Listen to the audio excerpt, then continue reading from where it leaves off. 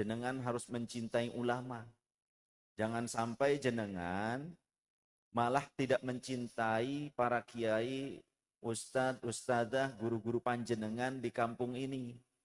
Yang mereka lah yang berjasa ngajarin panjenengan bisa sampai baca Quran kalamnya Allah. Dari alif, ba, ta, tha. Nah saya meski seorang sayyid, turunan Rasul itu sayyid, syarif. Sayyid atau syarif. Meskipun saya seorang sayyid, seorang syarif, leluhur saya syarif, tapi saya ngajarin jenengan bisa sampai baca Quran apa tidak selama ini? Tidak kan? Sing ngajari panjenengan sampai bisa maca Quran, sopo? Sinten? Lah, guru-guru ning kampung nggih. Panjenengan biasa sholat? Sholat nggih? Islam nggih? Sing ngajari panjenengan sholat, nyong apa gurune panjenengan? Duduk nyong kan? Lah duduk nyong. Nyong titip gurune sampean ning kampung dimuliakan. Muliakan. Jangan karena panjenengan seorang mau ngumpul ngaji ramai kayak begini karena wah ada dzurriyyah Rasul datang. Tapi yang berjasa kepada panjenengan semua sampai panjenengan bisa menjadi seorang muslim yang taat, yang takwa, itu ya guru ngaji di kampung. Jenengan bisa sujud kepada Allah dengan benar, dengan tumak ninah, ya guru ngaji di kampung. Yang bisa wudhu dengan baik dan benar, ngerti pembatalannya, ngerti fardu wudhunya, ngerti sunnah-sunnahnya, ya guru ngaji di kampung. Leres guys. Duduk nyong.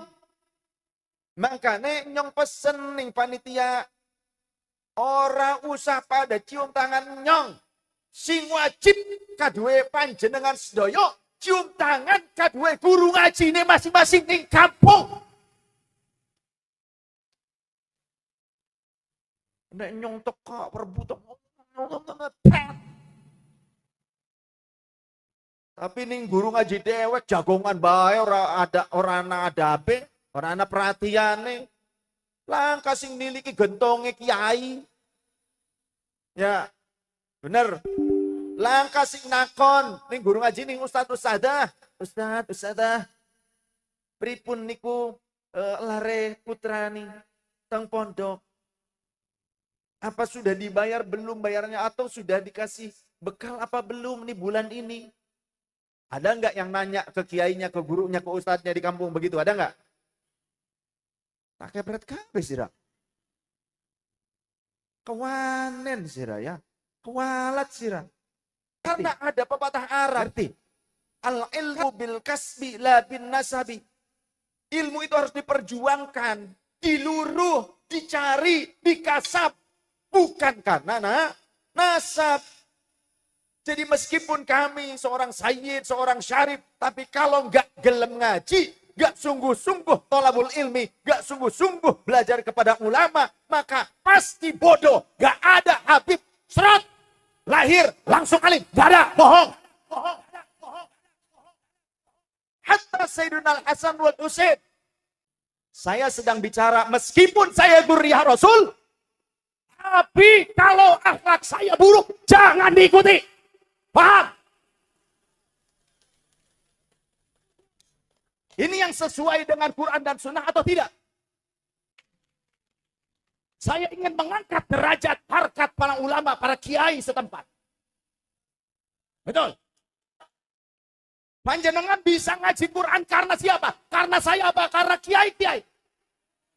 Jenengan bisa sholat karena saya turunan Rasul. Apa karena kiai-kiai?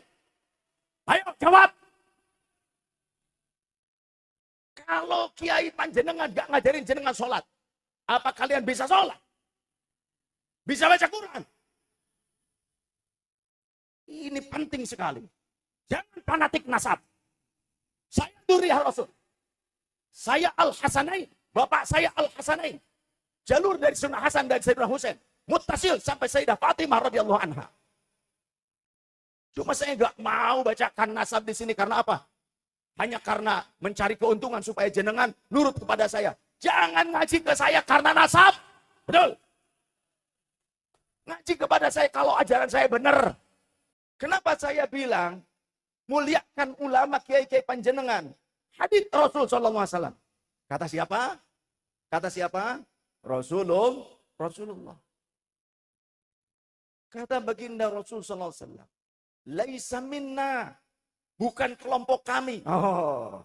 Berarti enggak diaku jadi umat Nabi. Laisa minna man lam yujilla kabirana.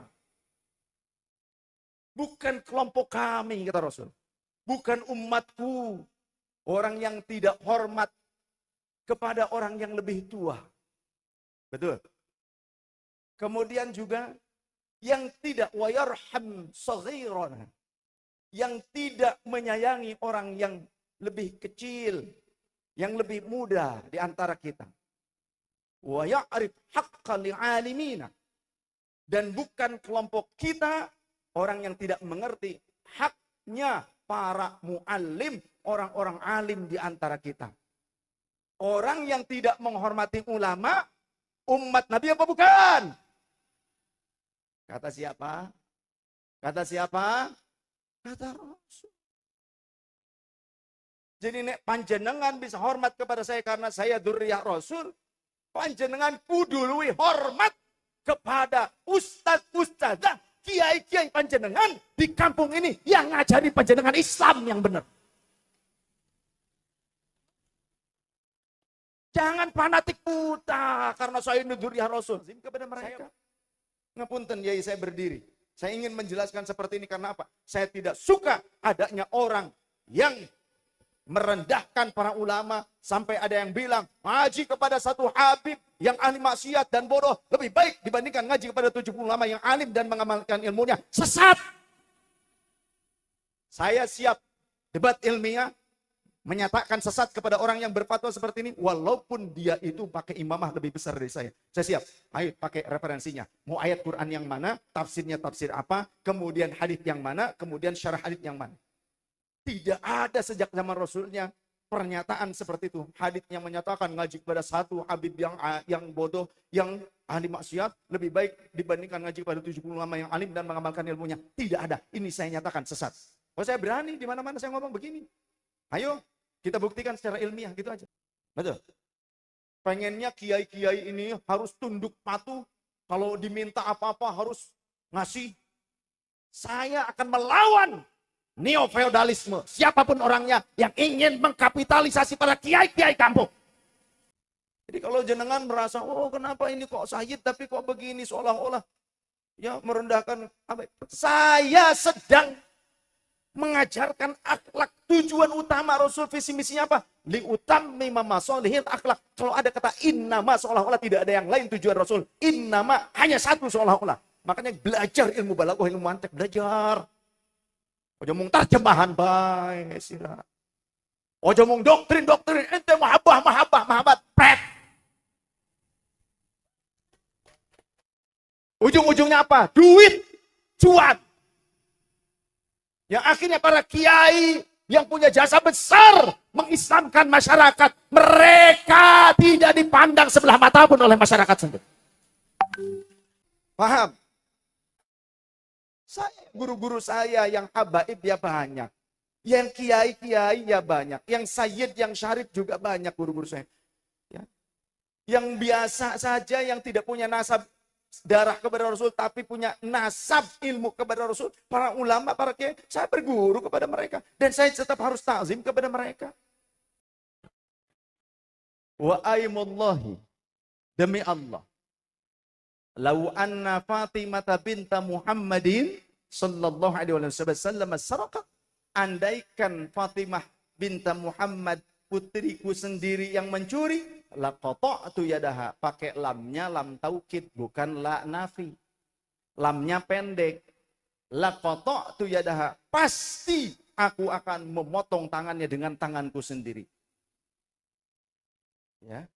Ini janji Rasulullah. Artinya apa? Rasulullah itu ingin menerapkan tentang keadilan di depan hukum. Semua orang sama, mau syarif, mau bukan, Kalau nyuri, ya harus diproses hukum. Betul? Makanya ngaji itu harus benar gurunya.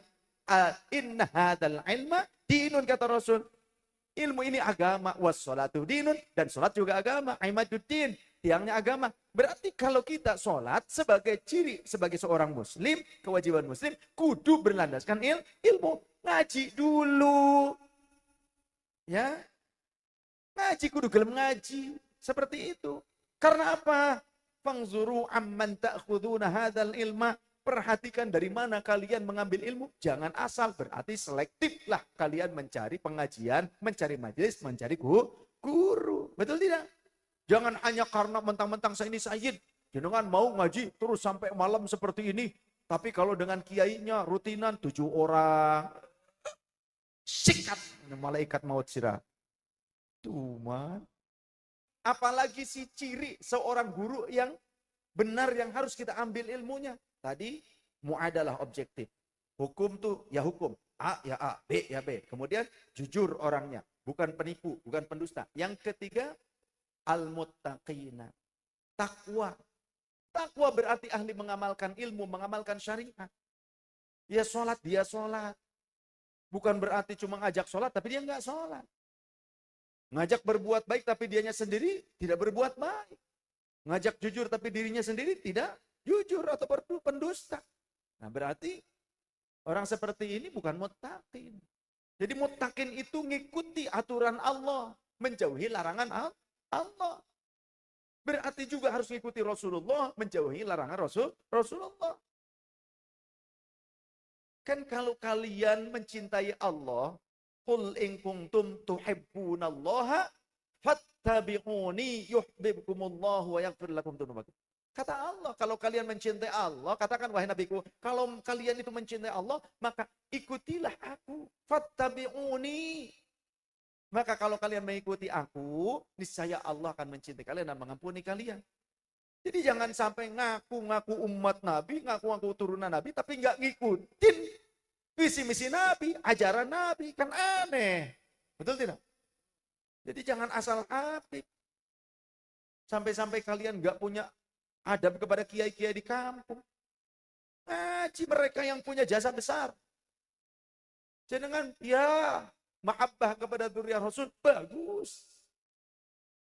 Tapi jangan tinggalkan rasa hormat kalian. Apalagi tentang haknya mereka, guru-guru kita. Yang mengajarkan sholat, mengajarkan baca Quran. Sampai ngerti bahasanya Allah, kalamullah. Itu dari siapa? Dari guru-guru ngaji di kampung. Makanya saya selalu pesan. Sampaikan kepada panitia. Gak usah ada yang salaman. Kenapa? Jangan salaman kepada saya sebelum mereka cium tangan kepada guru-guru mereka. Itu. Lebih berhak mereka yang kalian cium tangan. Bahkan mungkin mencium kakinya lebih pantas dibandingkan dengan saya. Saya nggak ngajarin Quran sampai jangan bisa baca Quran. Cuma saat ini saya menyampaikan isi kandungannya. Ya alhamdulillah segini juga tetap ngaji. Nggih. Sallallahu Nabi Muhammad. Sekali lagi saya ingatkan, muliakan para kiai, para ustadz, ustadzah, para muallim, muallimah di sini ya. Jangan hanya yang panggilan seperti saya, wah rebutan. Tapi guru panjenengan sendiri, ustadzahnya, para kiai, dibiarkan. Jangan. Yang lebih berhak dimuliakan tuh, ya ini guru-guru panjenengan di sini. Jadi saya kemari mau ngalap barokah dari doa-doa panjenenganipun para guru sekalian. Jadi kita ngikut ngamini.